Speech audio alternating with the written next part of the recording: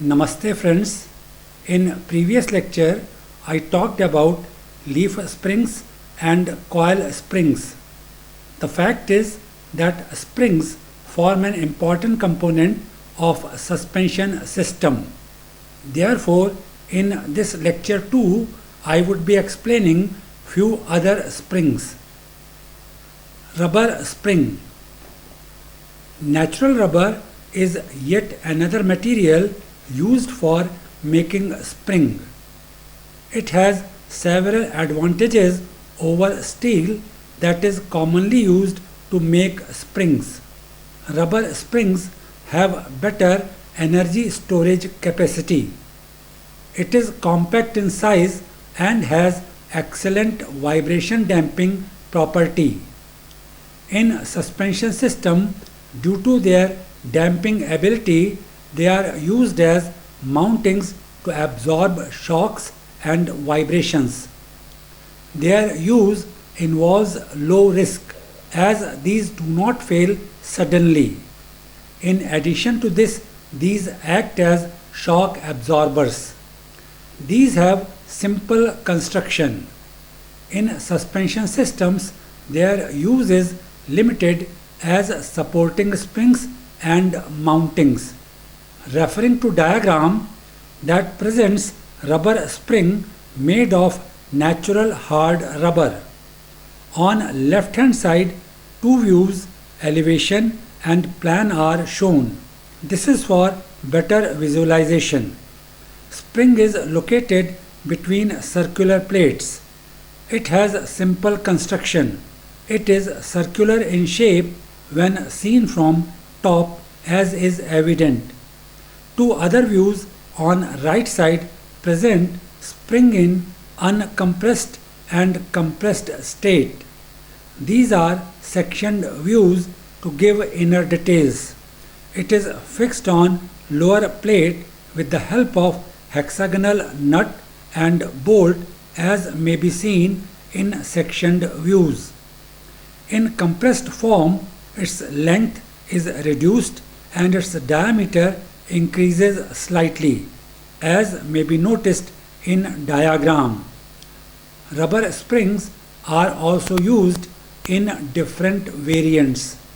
These are compression spring, compression shear spring and steel reinforced spring. Compression spring. Compression spring, as name indicates, works under compression due to force acting upon it. These are capable of taking overload. Factually, diagram to represent rubber spring is a diagram of compression spring. Its details have already been described. These are simple in construction. Natural hard rubber is used to make them, as already mentioned. They are able to isolate shocks and vibrations and are used as mountings mainly. These springs have progressive spring rate. Variation in spring rate gives approximate parabolic curve when represented graphically. This is because spring rate increases progressively and not linearly. Referring to graph that presents deflection in spring with load. Linear variation in spring rate is shown in black color. It is an inclined line as may be noticed. It also indicates smaller deflection of a millimeter when spring load is x kilogram. Curve in red represents variation of spring rate for spring with progressive spring rate.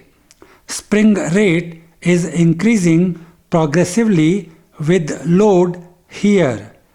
It may be observed that for same load of x kilogram, spring deflection is b millimeter, which is more.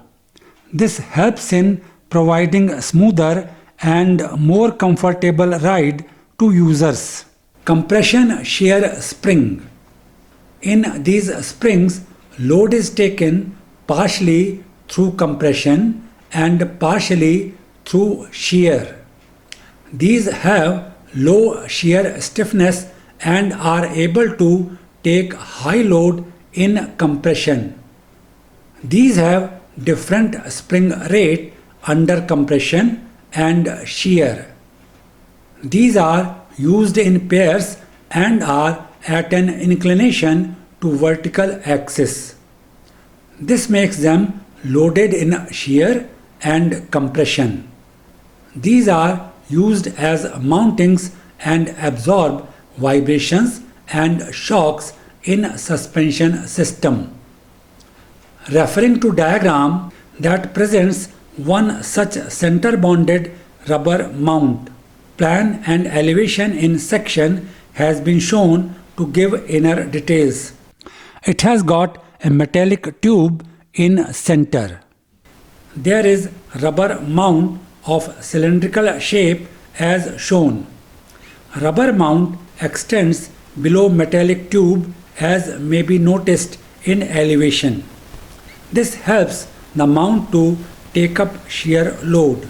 Natural hard rubber is conventionally used to make mount, but few mounts are available that use synthetic organic compounds. Synthetic organic compounds have better properties. Steel reinforced spring. In this variant, rubber spring has a steel spring embedded inside. That is why it is known as steel reinforced spring. Steel contributes towards its strength, whereas rubber improves its energy storage capacity and provides vibration damping property. Rubber steel spiral spring is one of steel reinforced springs. Rubber steel spiral spring. These have good damping properties, have longer life and cost less. In addition, these have high water resistance.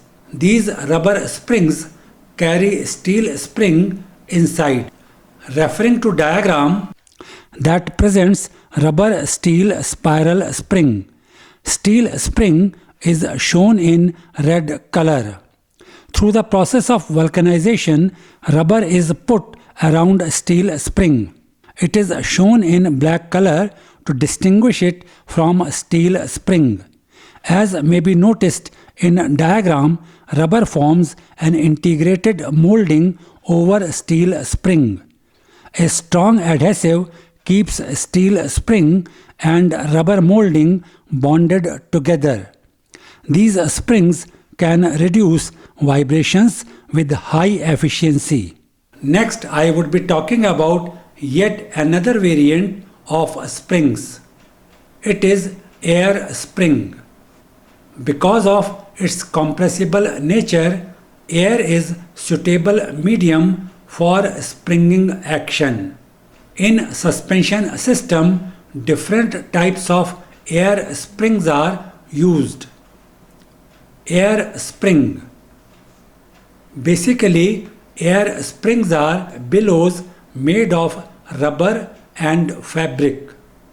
Air is stored in bellows that may be suitably located.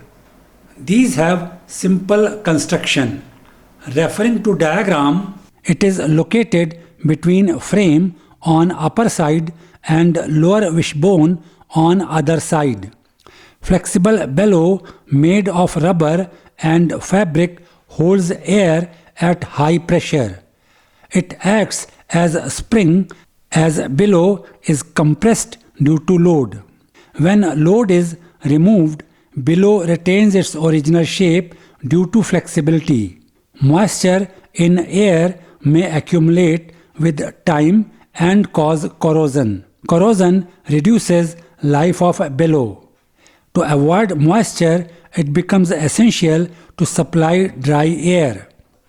Air dryer is used for this purpose. Bellow material deteriorates with time. This causes leakage of air. This further causes sagging of vehicle.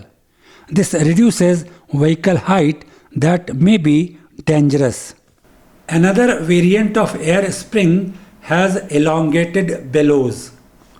These are located between frame and axle and are part of rear suspension. Referring to diagram, there are two elongated bellows placed one above another. Axle held in U-bolt is shown on lower side. There is a seat on lower side upon which bellows are placed. These are filled with compressed air. Another seat lies between bellow and chassis frame. As already mentioned, this arrangement is meant for rear suspension. Bellows are compressed due to load and retain their original shape upon removal of load. It is similar to what we have seen in previous air spring. To resist torques and thrusts, rods are used separately.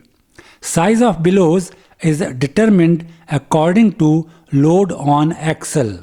Air spring with piston. This type of air spring has a flexible diaphragm that acts as piston.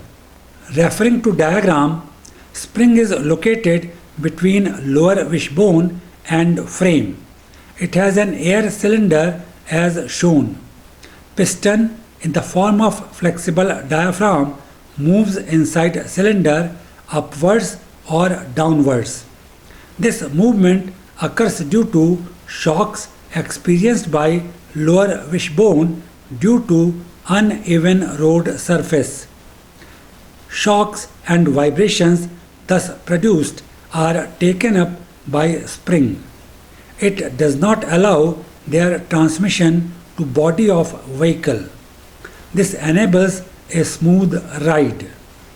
In my 68th lecture, I had mentioned wide variants of springs are used in suspension systems. These are leaf spring, coil spring, torsion bar, rubber spring, and air spring. Here I included torsion bar a bit wrongly. However, torsion bar acts in similar way as spring, but it is quite different as far as its construction is concerned. Therefore, I decided to take up torsion bar after explaining all variants of springs. Torsion bar. Torsion is twisting of object due to applied torque. Torsion bar, as the name indicates, is a bar. When twisted, it resists and has strong tendency to return to its original state. Torsion bar takes up shear stress.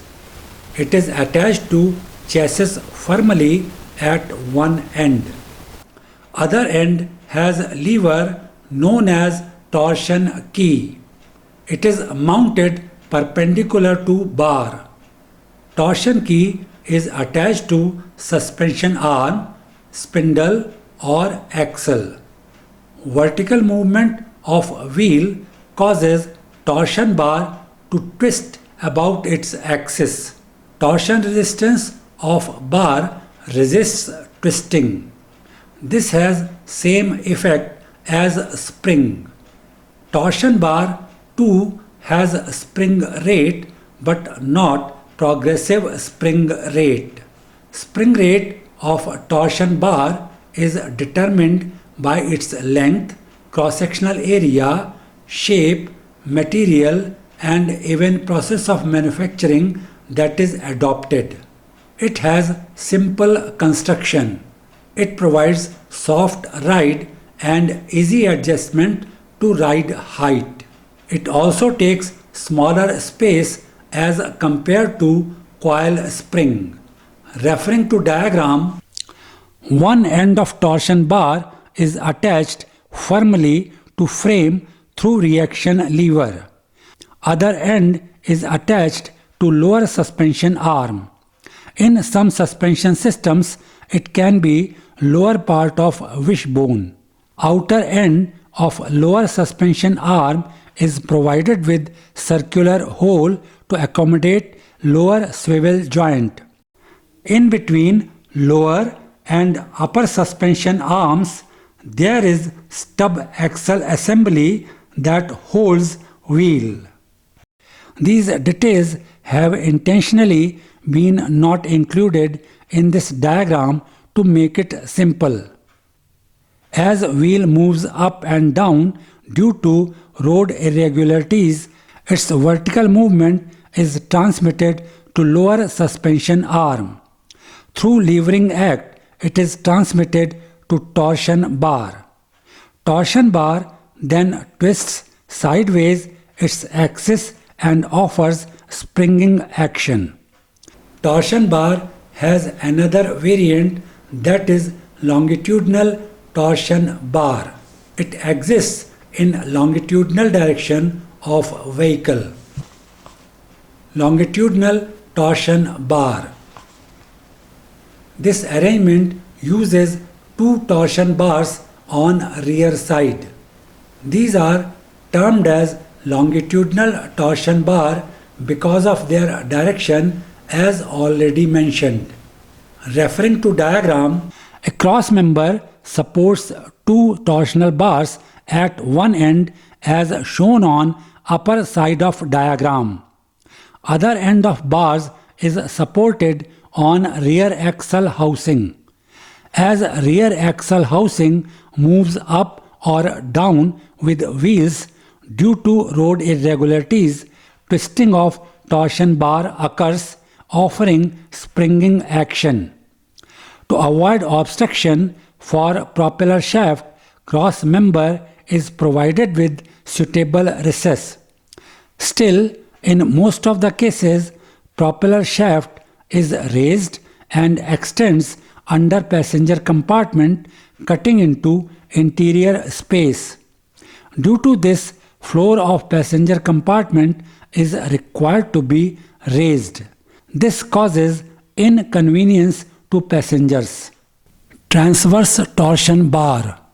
This variant of torsion bar is placed transversely or along the width of vehicle, located between wheels and integrated with cross member. It may replace axle. Because of this, it is also referred to as transverse torsion beam. It is designed to twist as wheels move up or down due to road irregularities. There are independent suspension systems or dependent suspension systems. In independent suspension system, up and down movement of two wheels on one axle is independent. It does not affect the movement of other wheel. In case of dependent suspension system, movement of two wheels on one axle is dependent and affects the movement of each other. Transverse torsion bar provides something between these two. Small irregularities affect only one wheel and it acts as independent suspension system. Large irregularities affect both wheels and it acts as dependent suspension system. For details of construction, let us refer to diagram that presents transverse torsion bar. As details of construction are similar about vertical center line, only half view on right side of center line has been shown. In addition, it is a combination of cross member with rear and front torsion bars. Both torsion bars are joined through a connector as may be seen. Front torsion bar is fixed on mounting bracket and rear torsion bar is fixed on trailing link. Trailing link has wheel hub as shown. On left hand side of diagram, sectioned view of connector with bars and that of cross member has been shown. Cross member is hollow square section as shown. This is used as rear wheel suspension in vehicles with front wheel drive. Suspension system with transverse torsion bar is compact. It is possible to have flat trunk that improves the ergonomics of vehicle. It also improves driving characteristics and comfort. Impacts on side of wheel cause damage to transverse torsion bar. Frequent impacts may wrap torsion bar and its replacement may become essential. Periodic monitoring and early diagnosis may help in avoiding replacement of bar. Here I conclude discussion for today. Thanks for watching.